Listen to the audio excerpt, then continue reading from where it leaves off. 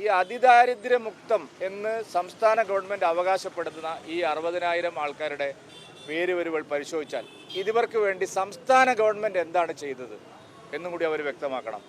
സംസ്ഥാനം സ്വന്തം ഖജനാവിൽ നിന്ന് ദാരിദ്ര്യമുക്തരാക്കാൻ, ആളുകളെ ദാരിദ്ര്യമുക്തരാക്കാൻ എന്താണ് ചെയ്തിട്ടുള്ളത് എന്നുള്ളത് കൃത്യമായി പരിശോധിക്കണം. ഞങ്ങളുടെ ഒരു കണക്കനുസരിച്ച് ഈ 60,000 പേരിൽ ഒരു 50,000 ആൾക്കാരും CPMൻ്റെ പ്രവർത്തകരായിട്ടുള്ള ആൾക്കാരാണ് ഇപ്പോൾ കണ്ടെത്തിയെന്ന് പറയുന്ന ആൾക്കാർ. ഞങ്ങൾ ഈ തദ്ദേശ തെരഞ്ഞെടുപ്പിനോടനുബന്ധിച്ച് ഇപ്പോൾ എന്തായാലും എല്ലാ വാർഡുകളിലും ഗൃഹസമ്പർക്കവും മറ്റു കാര്യങ്ങളൊക്കെ നടക്കുകയാണ്. പൂർണ്ണമായിട്ട് ഞങ്ങളത് പരിശോധിച്ച് ആരെയൊക്കെയാണ് ഈ സർക്കാർ ഇപ്പോൾ അതിദാരിദ്ര്യ വിമുക്തമാക്കിയിരിക്കുന്നത്, അവരുടെയൊക്കെ അവസ്ഥ എന്താണ്. ഇന്നും 100 കണക്കിന് ഓരോ പഞ്ചായത്തിലും 100 കണക്കിന് ആളുകൾ തെരുവിൽ കഴിയുകയാണ്.